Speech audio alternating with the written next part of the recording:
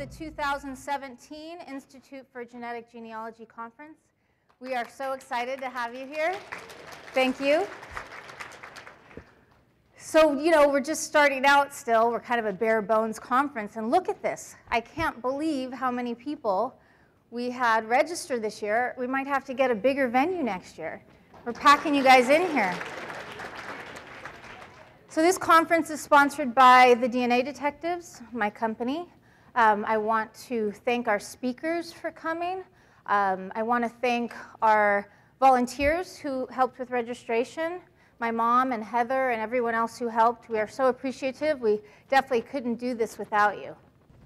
Okay. So we're making history with genetic genealogy. As all of you know, this is an incredibly exciting time in our field. Do you know what this is? Anybody? That's a star being born. I'm no expert on this, but that's what the internet tells me anyway. This is a picture from NASA. With genetic genealogy, we've had a new star born. When stars begin, they're mere particles and huge clouds of dust and gas. The particles cling to each other, attracting other particles. As clumps are formed, the star grows stronger through its own gravitational pull, sucking in everything around it. And look at this room. Those of us who've been doing this a long time probably recognize that. We're kind of out on our own, and then we formed these little groups, and then this genetic genealogy community, and now it's just getting bigger and bigger and bigger and bigger. Now, sometimes instead it feels like this. Do any of you ever feel like you fall down the black hole of genetic genealogy? Yeah, I definitely do. So the citizen scientist has been the driving force behind what is now a billion-dollar industry. It's really incredible. How many of you were doing genetic genealogy before 2010? So you know what I'm talking about. It was really citizen scientist driven. This was something that we started with some help from Family Tree DNA and others. But if it wasn't for the citizen scientists, this field would not be where it is today.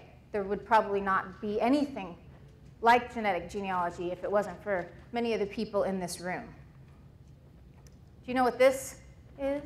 You know what I'm standing for? Unicorn. Have you heard of unicorn companies?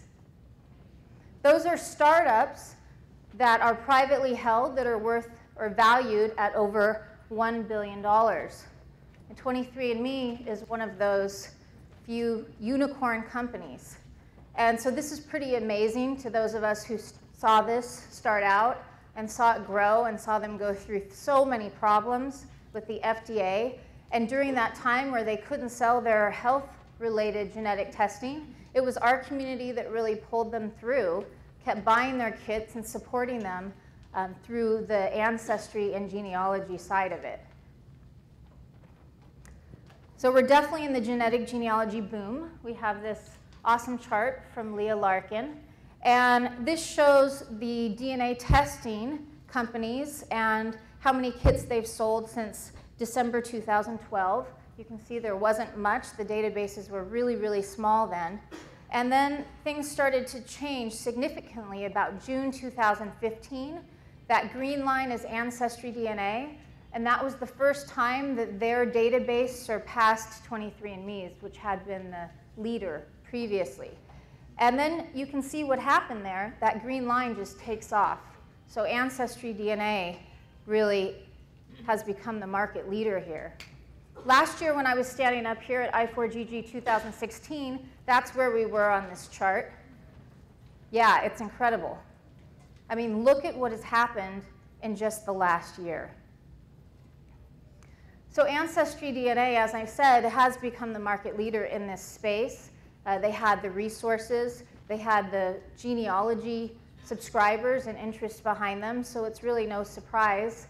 Did you hear they sold 1.7 million kits over Black Friday weekend? Incredible. I mean, when we started doing this, I don't think we even could have imagined that. that many kits in one weekend. Last year at Black Friday, it was 560,000. And we thought that was amazing. I mean, that was mind-blowing. And this time it was 3 times more than that.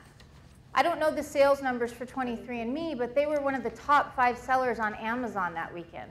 So you can imagine they must have sold many, many, many kits as well. So things have changed.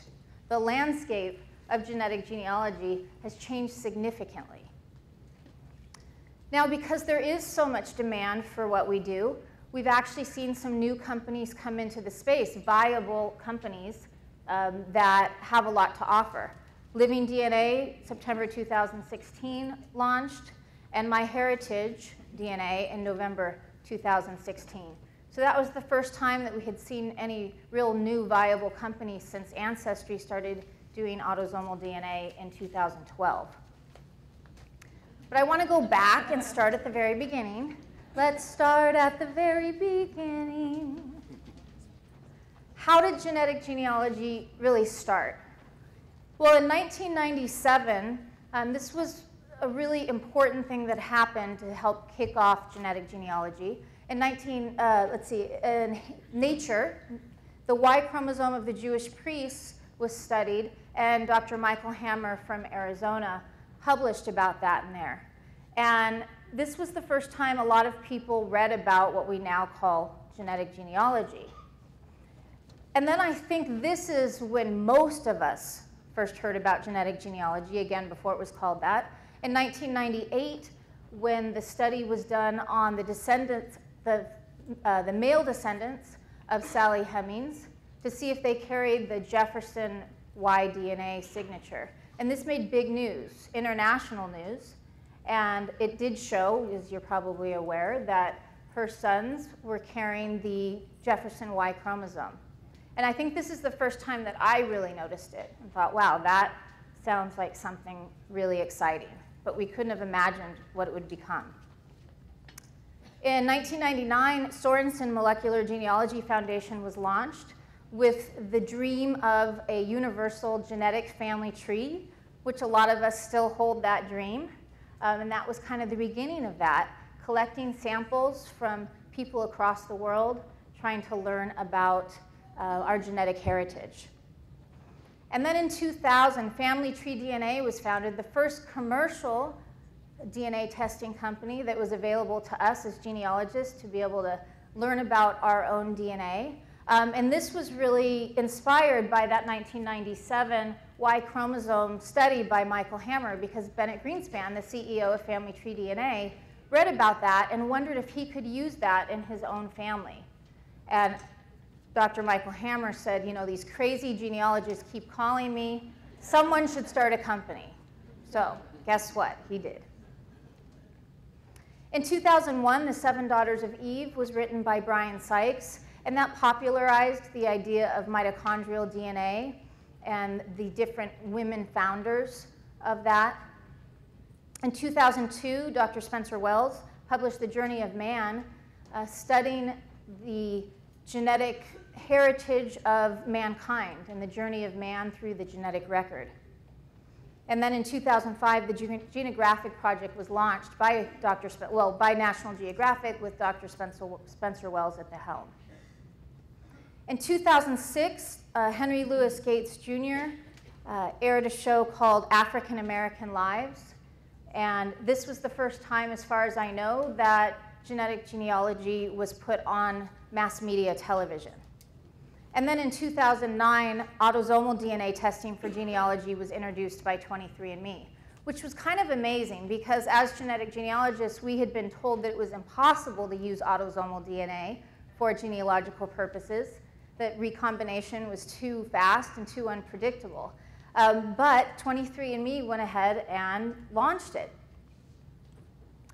But we forget, I think, that Faces of America aired in February 2010, and it included autosomal DNA cousin matching, which means that they filmed this in 2009. They were using the Broad Institute at Harvard to compare all of these guests' autosomal DNA, looking for those half-identical regions.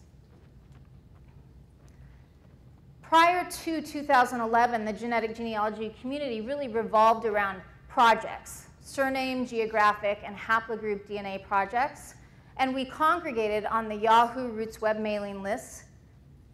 Who was on the RootsWeb mailing list way back before 2010? DNA newbie Yahoo groups?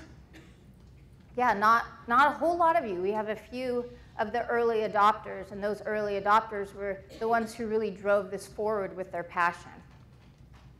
So at that time, the genealogy community and the genetic genealogy community were really separate. They were functioning very separate. There were a few people that were bridging both, but there wasn't a lot of meeting in between. When autosomal DNA for genealogical purposes was introduced, it was a major turning point for integrating that more with our genealogy and for this field as a whole. As I said, 23andMe was the first to do that in November 2009. Family Tree DNA quickly followed suit in February 2010. And then Ancestry DNA realized the potential and launched in spring 2012. Now again, this couldn't have happened without the citizen scientists. Even before 23andMe launched their relative finder, some of our citizen scientists had tested there when it was just for health, mostly, and there wasn't a lot of thought of using it for genealogy. And they started sharing genomes and seeing if they could find half-identical regions with each other before there was really any such feature or tool.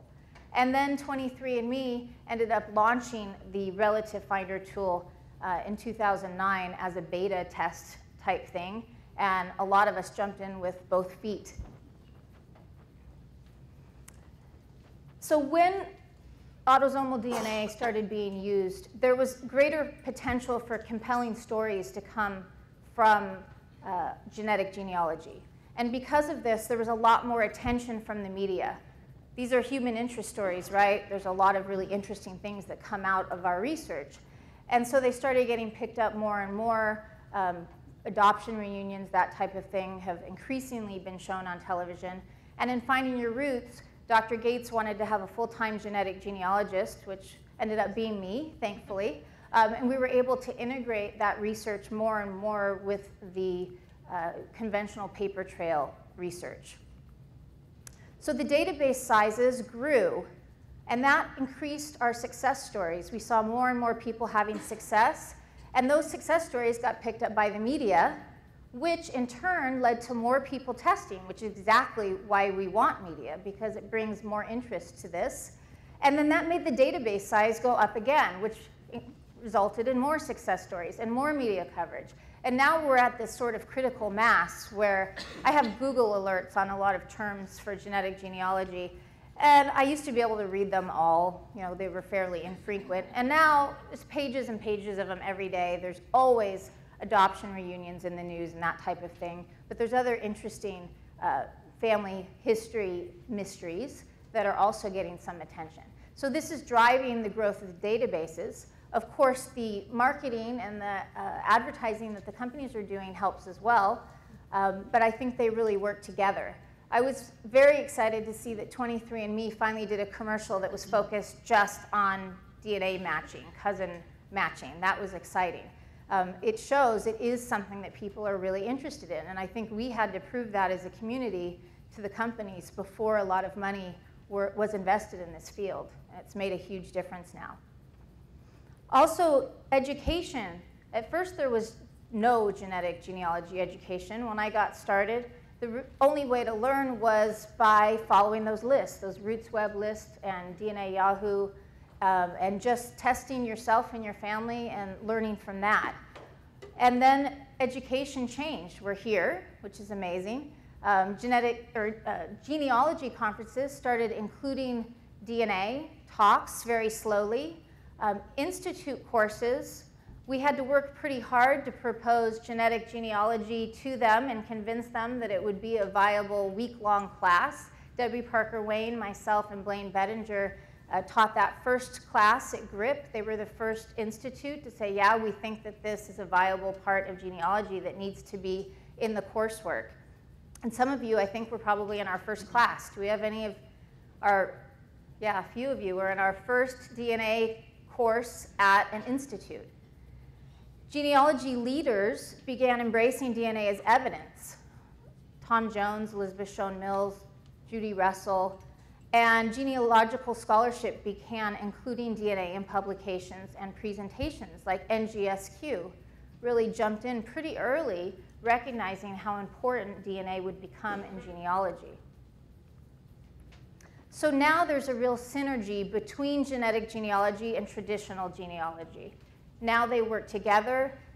DNA is an essential part of genealogy and the GPS. Another way things have really changed is that new genealogists are coming through DNA testing now. It used to be that us old-timers who'd been working on genealogy for years or decades did DNA tests to see if it could help us through our brick walls, to help supplement our genealogical research.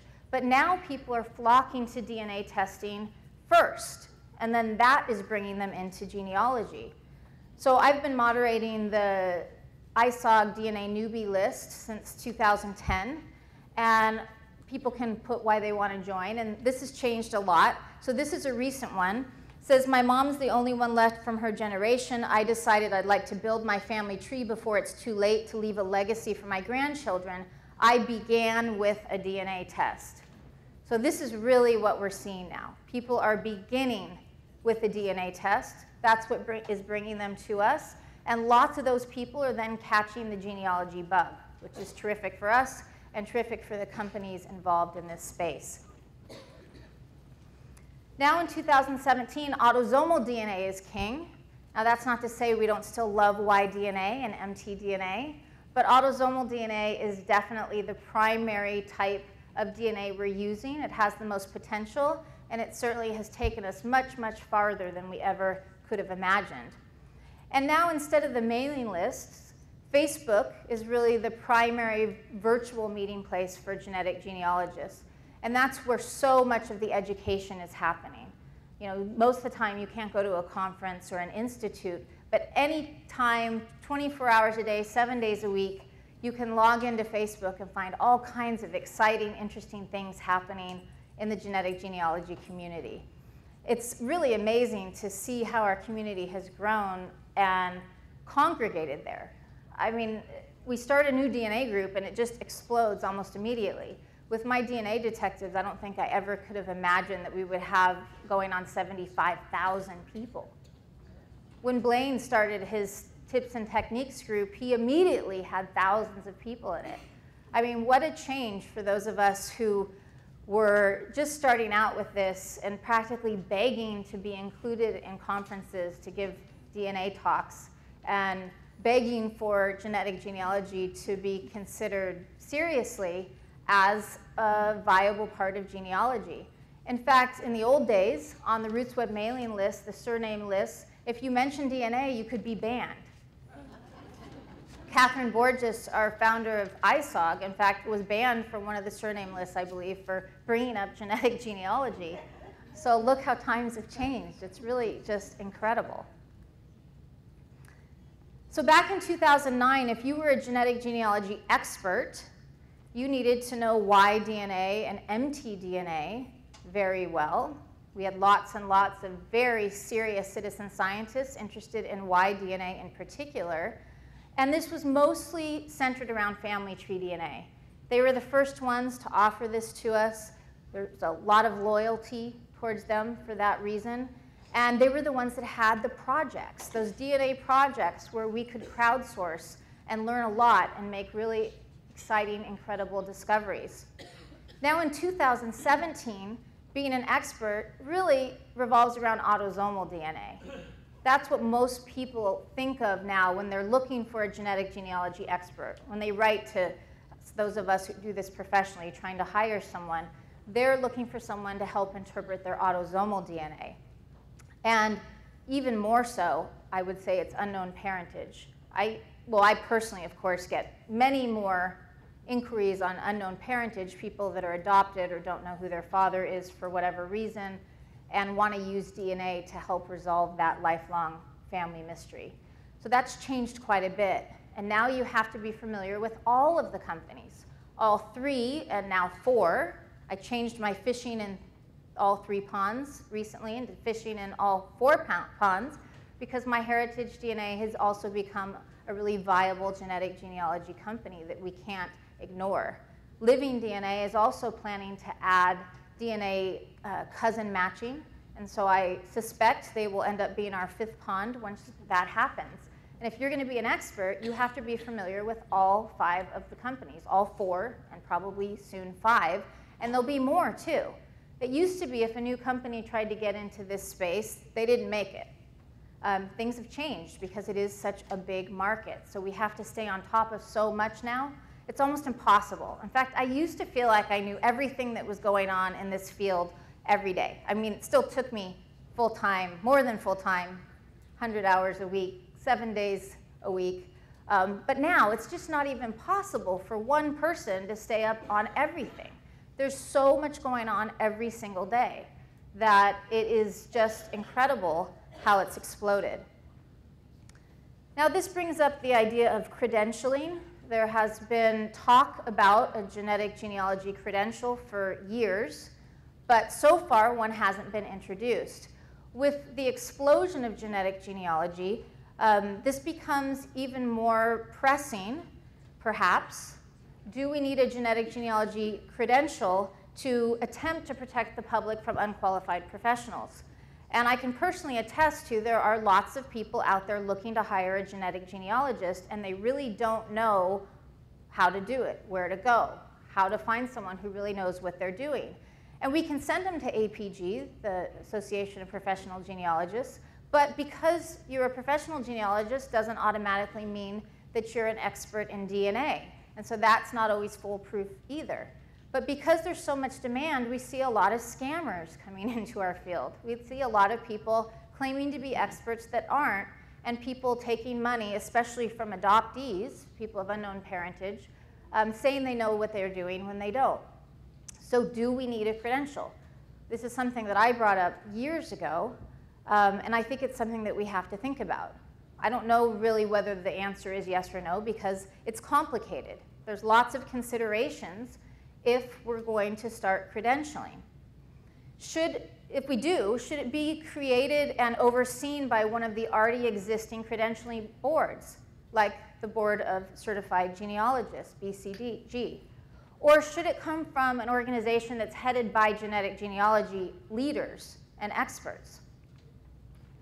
If it's created by an organization like BCG, then would it only be available to already credentialed genealogists? So would you already have to have your CG, your certified genealogy or genealogist credential, to be able to add DNA to it, or would it be a separate credential? So if you would already have to be a certified genealogist, where does that leave longtime expert genetic genealogists who don't wish to get their genealogy credential or are unable to for some reason? And would there be separate credentials for expertise in different types of DNA? Autosomal DNA versus Y-DNA versus mtDNA. We have lots of experts in Y-DNA that have been doing this since almost the beginning that aren't necessarily expert in autosomal DNA.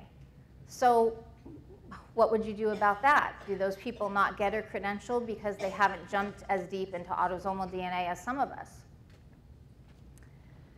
Or should DNA expertise now be required for all genealogy credentials? So if someone gets their CG, should it include DNA? Can they even be considered an expert genealogist if they don't understand DNA? That's another thing to consider. And in the end, who is qualified to decide?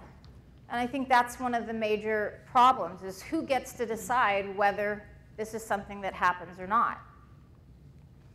When Tim and I first started the Institute for Genetic Genealogy, my purpose and vision primarily was to credential. I wanted to institute or to create a genetic genealogy credential, but we realized the education wasn't out there to do that. You can't have credentialing if you don't have a program to educate. And so we decided to do conferences first. That was the idea. And fortunately now we have institutes and lots of webinars and different ways you can get educated. So that educational base is there now. But I'm not sure that I'm in the market to be doing a credential. I'm a little bit busy. So is there another organization that could do it? Is there another one that will pop up? Or is this something that we still want to do through Institute for Genetic Genealogy? I don't know the answers to all of these, but I think it's things that we're going to have to think about. If we don't do it, somebody else may do it that isn't maybe a genetic genealogist. So as a genetic genealogist, and in particular, if you consider yourself an expert, what do you need to know?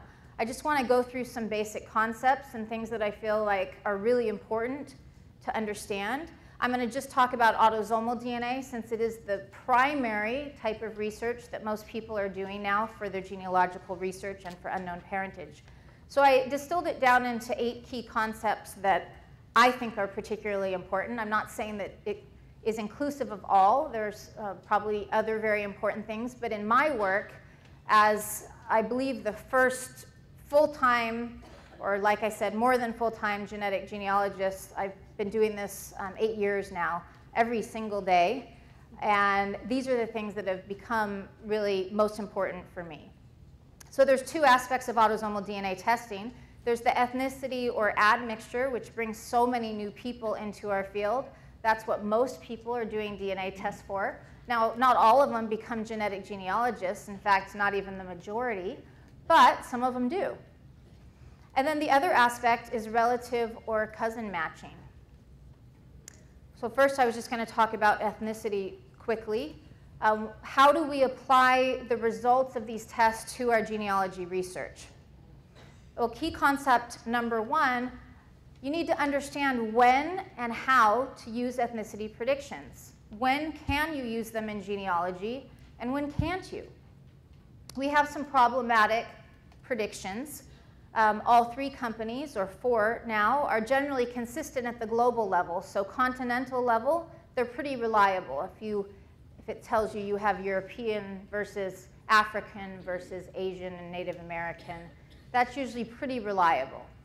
But sub-regional predictions, hopefully you all here in this room know enough to know sub-regional predictions are very problematic. Trying to tell the difference between British Isles versus France and Germany versus Scandinavia, all bets are pretty much off, right? So I just put that in one big lump. That's Northwest Europe.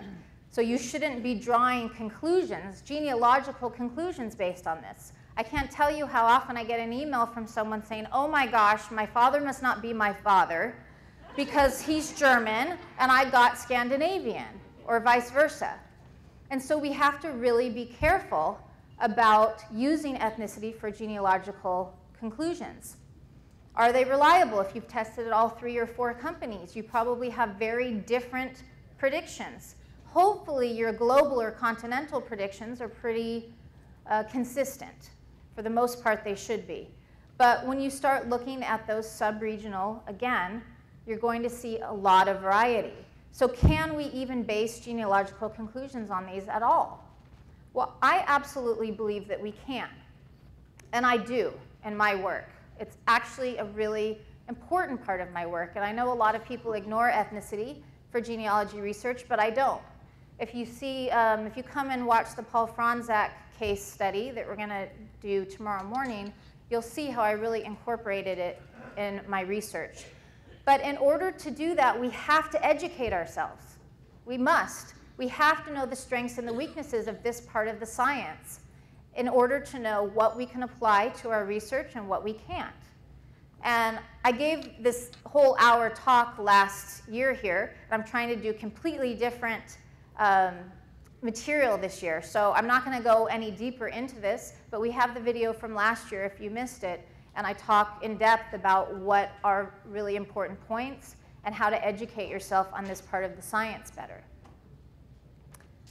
Now, mostly, when we're using DNA testing for genealogy, we're going to be looking at the relative or cousin matching portion of that. That's going to be the primary basis of our research. So for key concept number 2 is you need to understand how much DNA is shared between relatives.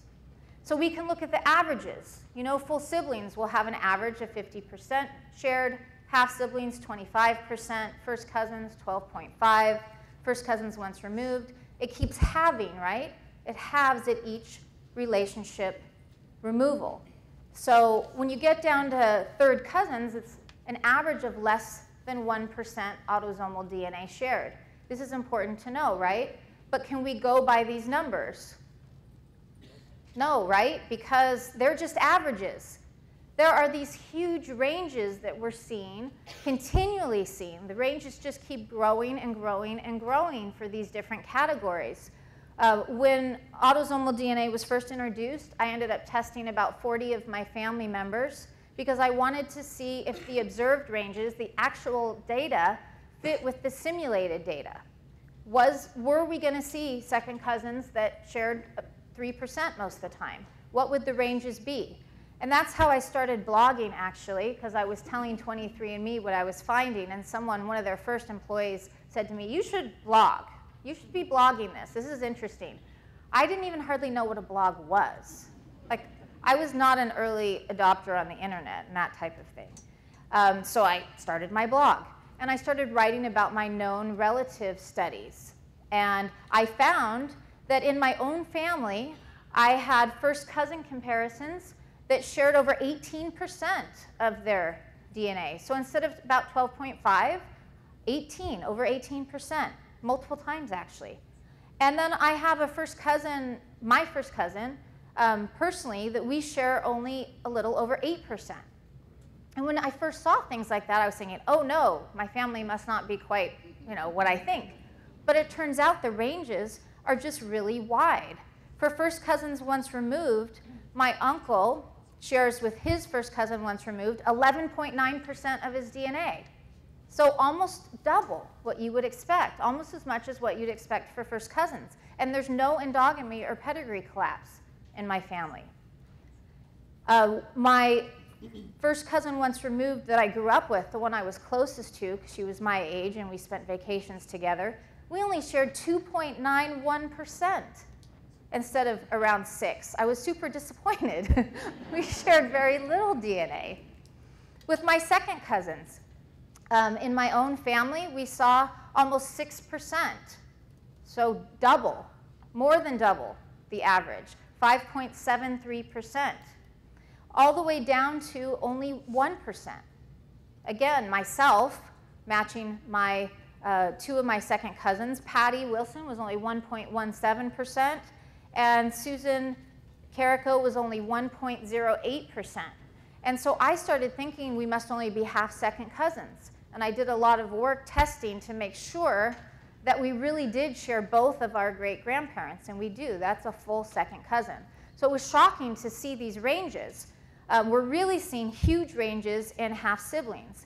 These 6 half-sisters were all tested, and one of them only shares 16.9% of her DNA, one set, and another set shares 32%.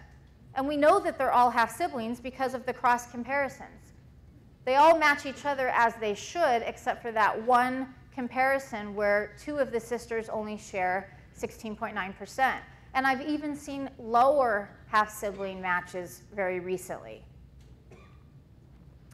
We also have to remember that there's multiple potential relationships for different amounts of DNA, so we can't be narrow-minded on this. If we see a certain amount of DNA shared, there's lots of different possibilities. So key concept number 3 is very much related to number 2, and that is, now that we understand how much DNA is shared between relatives, we need to be doing these predictions ourselves. So we need to be looking at the amount of DNA shared with our cousins and then predicting those relationships. We can't rely on the company predictions. Ancestry DNA tends to underestimate. So often those cousins will be more closely related to you than you expect, and then it is predicted there. Family tree DNA tends to overestimate the closeness of the relationship. All those second to fourth cousins very rarely are, partly because of the small segments that are being included in their totals. So be careful. 23andMe's estimates may be too simplified, meaning they may say, oh, you found your grandparent, but it's really your half-sibling. And MyHeritage DNA's estimates may be too broad. They'll say it's anywhere from your first cousin twice removed to your 6th cousin. And so we have to predict these relationships ourselves. We cannot rely on the company predictions. So do-it-yourself match predictions. What do we have to know? We have to know how much DNA is shared. Fortunately, all of the companies give us that information now. Here's one at Ancestry DNA. It was predicted to be a 4th to 6th cousin. They share 70 centimorgans, which translates to about 1%. So that's actually really high for 4th to 6th cousins, right? That's around the average for 3rd cousins. So what can we do? We need to go to our charts. Remember, there's lots of possible relationships. We have to keep an open mind, use the charts and the prediction tools. So that 70 centimorgan or 1% could fall in any of those categories. There's lots and lots of possibilities. 2nd cousins, 1st cousins twice removed, half 1st cousins once removed, 2nd cousins once removed, on and on and on. And here's Blaine's chart, the Shared Centimorgan Project. Look at all the possibilities you can find on his chart for that 70 centimorgans. So we can't just look at the predictions and take them at face value.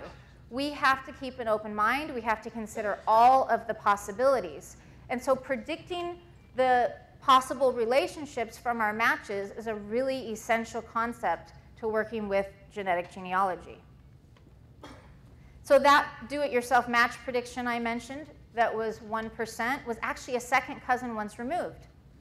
So it was predicted to be a 4th to 6th cousin. We didn't need to look nearly as far back in those family trees for the common ancestor. And we see this a lot on Ancestry DNA. So some people say, I didn't get any good matches. They're only 3rd to 4th cousins and beyond. Well, 3rd to 4th cousins are fantastic matches at Ancestry. And even the top 4th to 6th cousins are often very, very promising matches. We also have to understand the scope and depth of autosomal DNA research. I talked about this a lot last year, so I'm just going to go through it quickly. But we have to know the odds of matching known relatives. 2nd cousins and closer always share DNA as far as we've seen so far.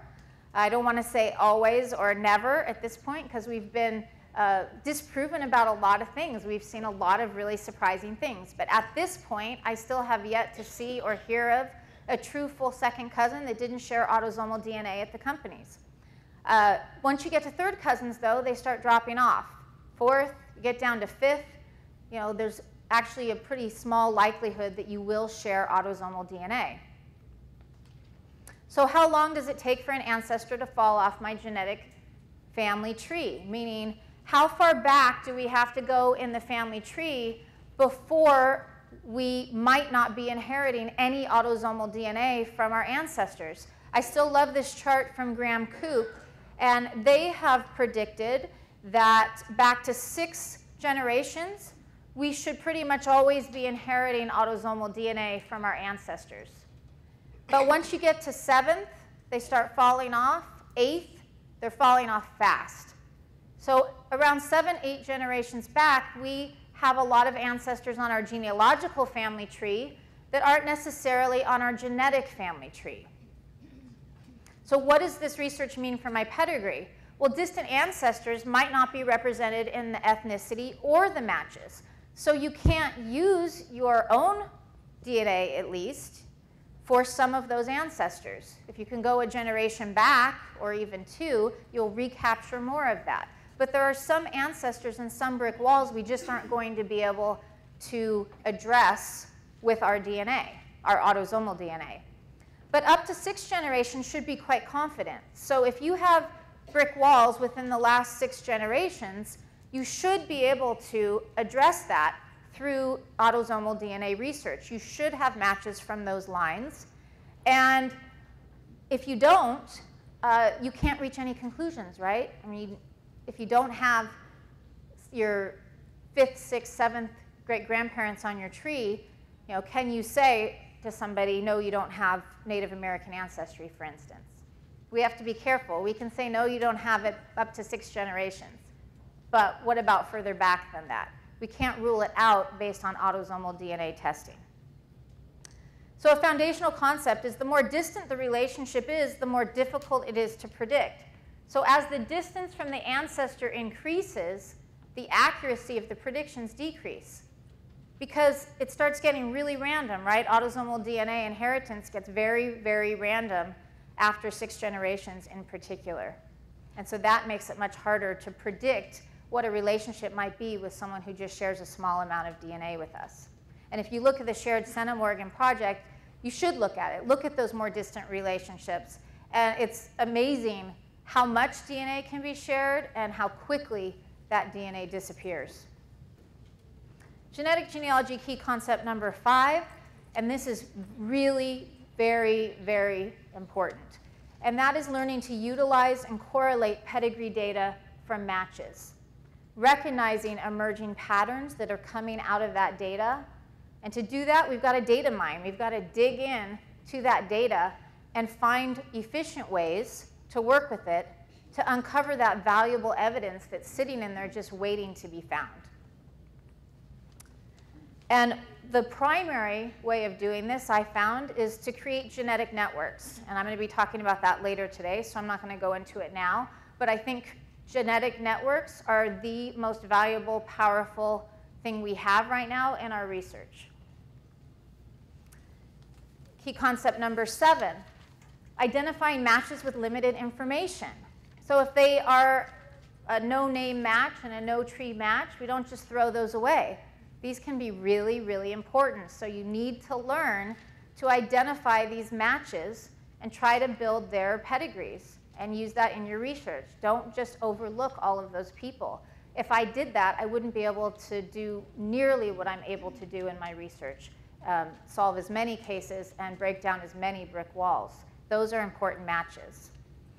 And then key concept number 8. I can't talk about genetic genealogy anymore without talking about unexpected surprises. We all need to understand that if you're going to be working in genetic genealogy at all, there's a very good chance of finding something unexpected either in your own family or in somebody else's that you have convinced to test. So beware, DNA testing is revealing family secrets. And you know, it's all fun and games until, right?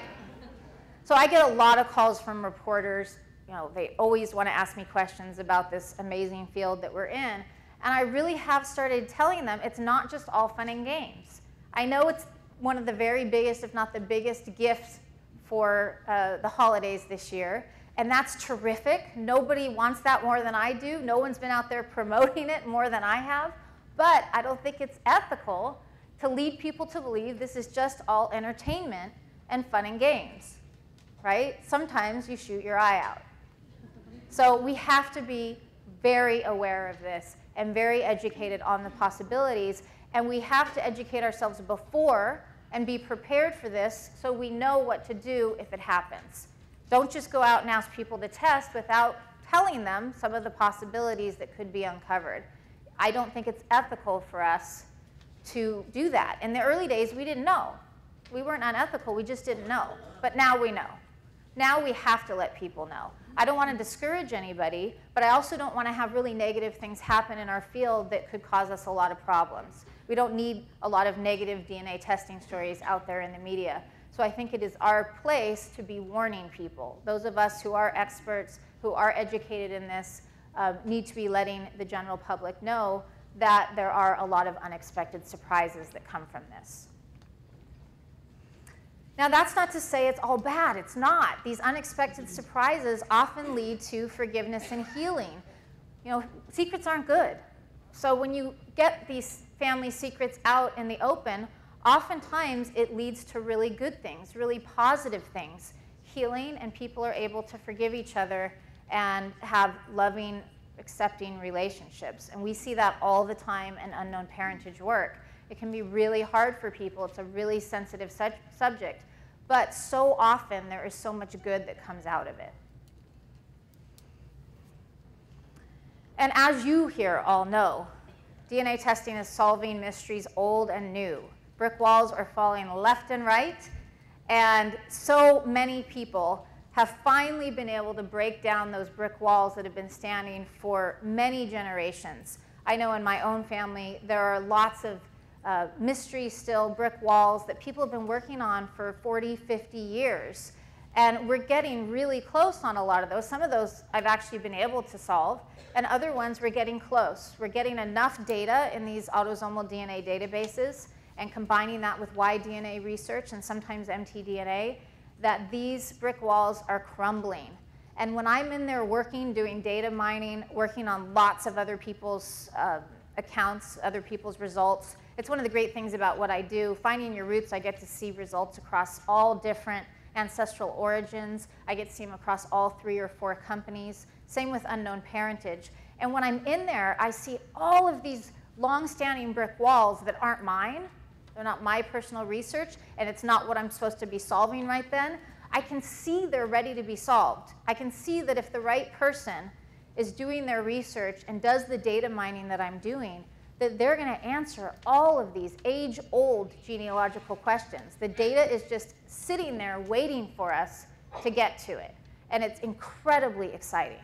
I mean, there's never been potential like this in genealogy to learn more, to break through those brick walls and to cover all of those secrets.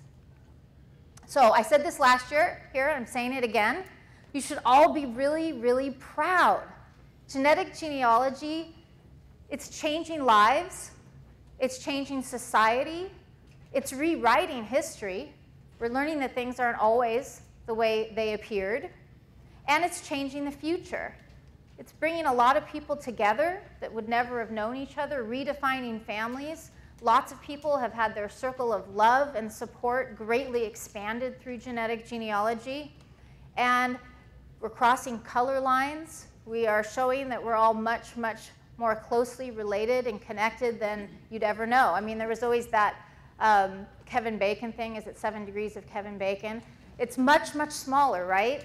It's much less than 7 degrees. We're all very closely tied to each other. And through our work, we've been proving that and revealing that. So be proud to be a genetic genealogist. Thank you all so much for being here. I hope you learn a lot this weekend, ask lots of questions, and also have a lot of support and fun with your fellow genetic genealogists.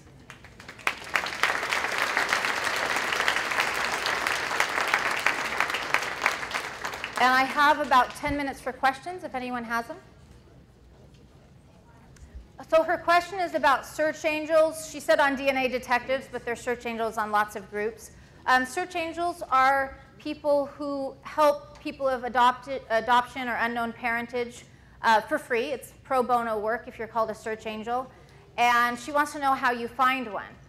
So part of the reason, or the main reason I started DNA detectives was the Facebook group, is because I had thousands of people writing to me asking me for help, and I can't possibly work on all those cases individually, and neither could the DNA adoption search angels or Search Squad or any of the others. So I wanted to have a place where people could congregate and help each other. It's supposed to be a self-help, self-education type forum. Now sometimes people get lucky and a search angel gets interested in their case. You know, they post their story and someone says, that sounds intriguing to me, I want to help with that. Or sometimes it's that you share DNA with them. So if someone shares DNA with me and I know they're in my family, I'm probably more likely to jump in and help on that case. So some people have help. Some people will have a search angel who will solve the whole case for them. That's not necessarily the best way. I think it's best if people are working their own case, their own genealogy. They're more invested in it themselves, and they learn about their heritage. So by the time they find their biological family, they almost always know much more about their history than those people do. And it's a talking point, too. When they meet, it's something that they can share and talk about as well. So how do you find a search angel? There's no set way to find a search angel. You just have to go post in those groups, in DNA detectives or in Search Squad or any of the other groups that are specifically out there to help people with unknown parentage, and tell your story. Often it's best if you ask simple questions too. So if you do a post where you tell your story, then as you're going along in your research, post a simple question like, okay, I got my results, this is what I see, now what? It's harder to get answers if you have a really complicated post where you ask a lot of different things. It's harder to get people to weigh in on that.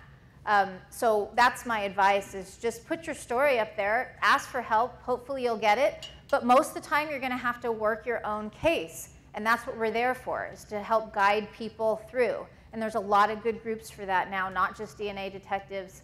If you're working on a more complex problems, sometimes Blaine's genetic genealogy tips and techniques is good. There's a lot of amazing experts that weigh in. If you've got a really complicated lucid chart or something and you want input on that.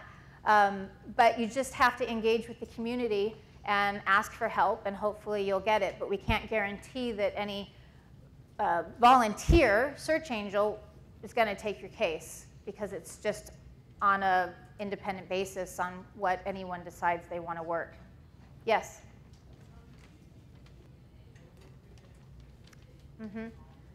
So the question is about the predictions, how I said ancestry DNA tends to underestimate, while family tree DNA tends to overestimate.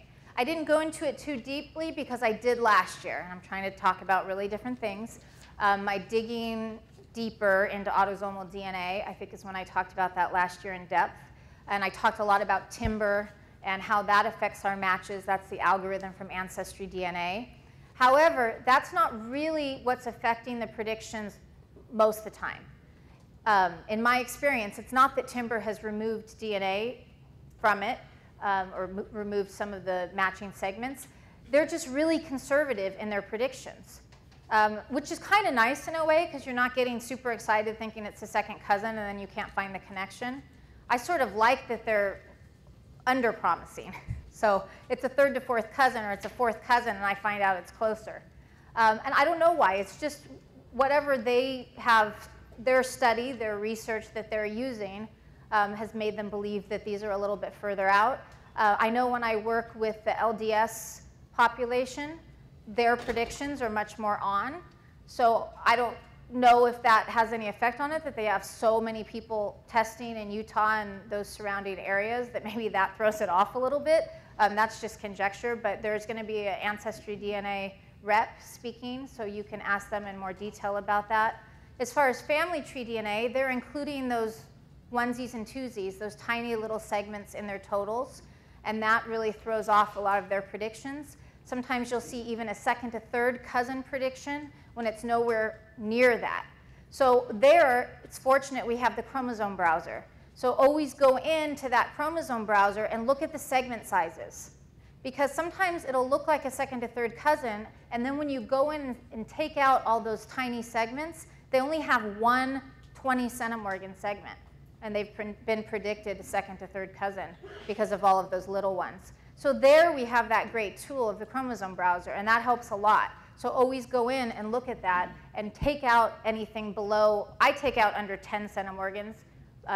If you want to make it equal to Ancestry, it would be anything under 6 centimorgans. Family in a 23andMe, you have to have 7 centimorgans to be called a match. So anywhere between 5 and 10, but I like to go with 10 just because I think that is going to lead me in the right direction more easily. Yes?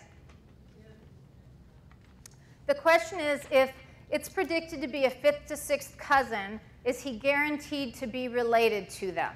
Which is a big question. I prefer to look at the amount of DNA, not the prediction. So, and the other question is, how do you define related?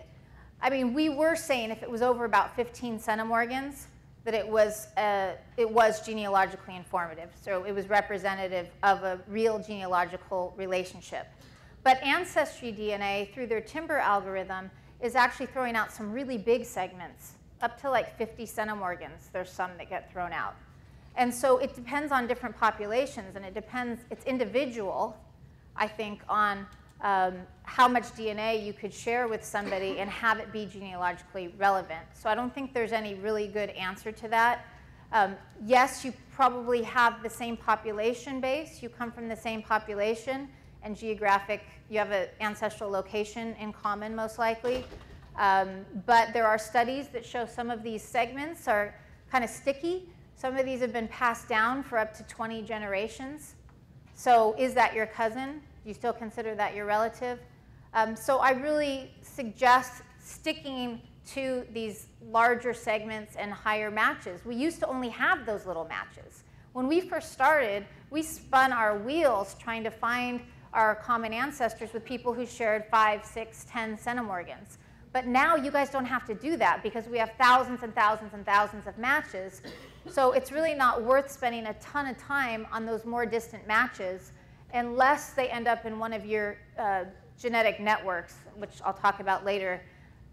If they're a part of a genetic network, they can be more meaningful. But just standing on its own, one of those distant cousins is probably not going to get you anywhere.